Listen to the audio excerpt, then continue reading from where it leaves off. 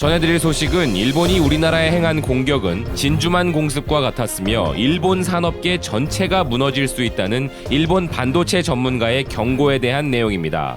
BK뉴스입니다.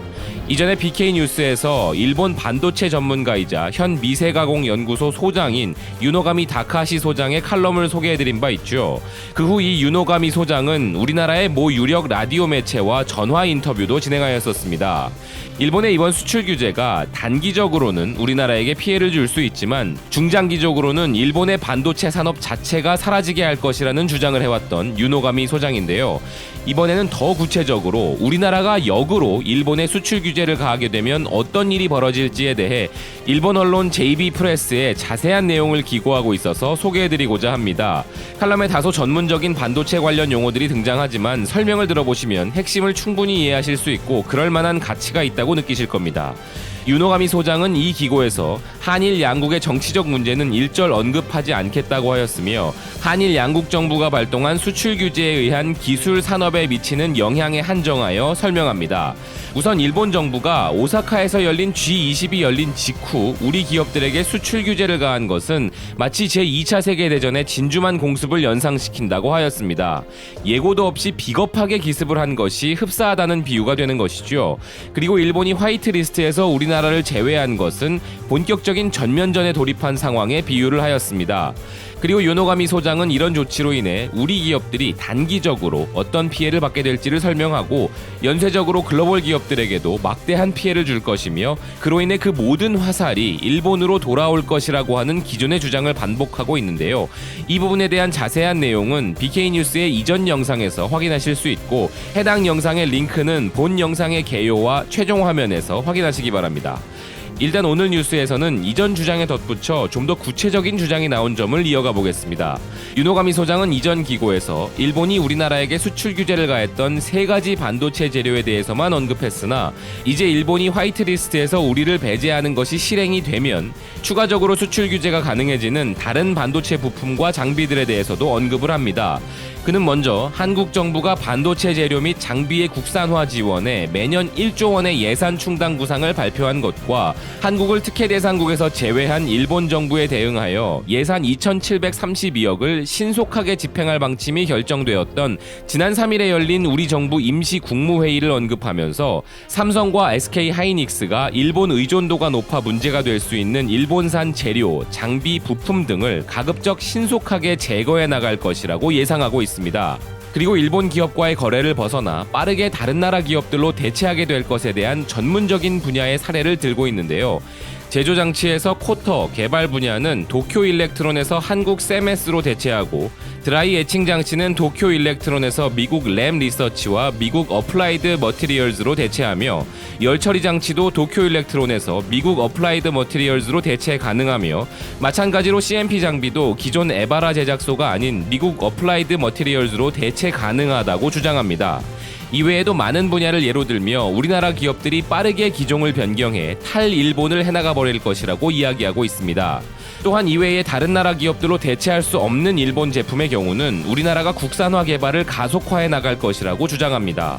그 결과 5년 후에는 기존 일본의 실리콘 웨이퍼와 EUV용 포토레지스트를 포함한 모든 재료, 생산 단위의 부품, 설비 등 일본이 우리나라에 큰 흑자를 보던 사업들이 소멸될 가능성을 또 한 번 구체적으로 언급하고 있습니다.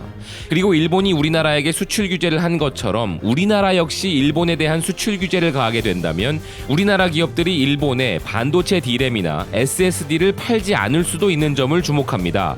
이 경우 우리나라 반도체 업체가 일본 재료와 장비에 의존하고 있는 것처럼 일본의 전자 및 통신기기 업체들 역시 우리나라의 반도체 메모리에 의존하고 있는 부분을 주목하며 반도체 메모리도 무기 전용에 우려가 있다고 정부가 판단하면 수출 규제 대상이 된다고 우리 정부 관계자의 견해를 전한 일본 경제신문을 인용하여 경고하고 있는데요. 유노가미 소장은 이런 상황이 벌어질 경우 일본은 속수무책의 상태가 될 것이라고 일본 정부에게 경고합니다. 삼성과 SK하이닉스가 세계 반도체 메모리 시장 총 점유율 72.6%를 독점하고 있고, 게다가 일본은 D램 제조업체가 단 한 군데도 없기 때문이라고 주장을 뒷받침합니다. 스마트폰, PC, SSD 서버, 각종 디지털 가전, 슈퍼컴퓨터에 이르기까지 D램이 없으면 그 어떤 제품도 생산할 수 없으며, 유일하게 미국의 마이크론 테크놀로지를 통해 우리나라 기업들을 대체해 D램을 수입할 수도 있지만 기존 삼성과 SK하이닉스를 커버할 만한 물량을 확보할 수 있을 리 없고, 또한 마이크론 테크놀로지의 첨단 D램 개발은 삼성전자에 한참 뒤떨어져 있음을 설명합니다. 그리고 최근 SSD는 D램이 사용되기 때문에 삼성과 SK하이닉스 없이는 낸드 플래시 메모리 업체인 키야쿠시아는 SSD도 만들 수 없다고 덧붙입니다. 또한 한국은 SSD 출하량에서 세계 시장 점유율 43.3%를 차지하고 있음도 언급하며, 그중 삼성은 33.4%의 압도적인 점유율을 자랑하고 있을 뿐 아니라 삼성의 SSD는 속도와 성능 면에서 단연 최고임을 이야기합니다. 만약 한국 정부가 이 같은 고성능 SSD를 수출 규제 대상에 넣어버리면 일본의 많은 전자기기 메이커가 곤경에 처하게 될 것이다 라고 경고하고 있습니다.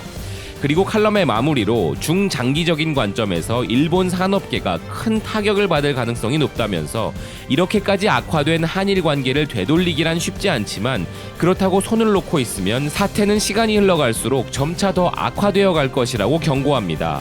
그리고 이 사태를 수습하고 중장기적으로 일본 산업계의 큰 타격을 조금이라도 줄이기 위해 경단련, 닛상, 제이타, 세미 등 일본의 업계 단체가 나서서 목소리를 높여야 한다고 주장하고, 그것이 일본, 한국, 그리고 세계의 미래를 위해서라는 말로 기고를 마무리합니다. BK뉴스의 시청자 여러분들도 일본의 경제 규모와 기반을 감안했을 때 우리나라의 반격은 아무 의미가 없을 거라고 주장하는 일부 국내외 언론들과 여론에 대해 들어보셨을 겁니다. 하지만 그 반대로 방금 BK뉴스가 전한 소식을 통해 일본의 반도체 및 관련 산업에 대해 누구보다 잘 아는 전문가가 이 사태가 일본에게 얼마나 심각한 상황인지를 설명하는 견해도 방금 들어보셨습니다. 어느 쪽이 더 상식적이고 합리적인 진실에 대해 이야기를 하고 있는지 시청자 여러분들의 현명한 판단이 뒤따를 것이라 믿어 의심치 않습니다. 지금까지 BK뉴스였습니다. 시청해주셔서 감사드립니다.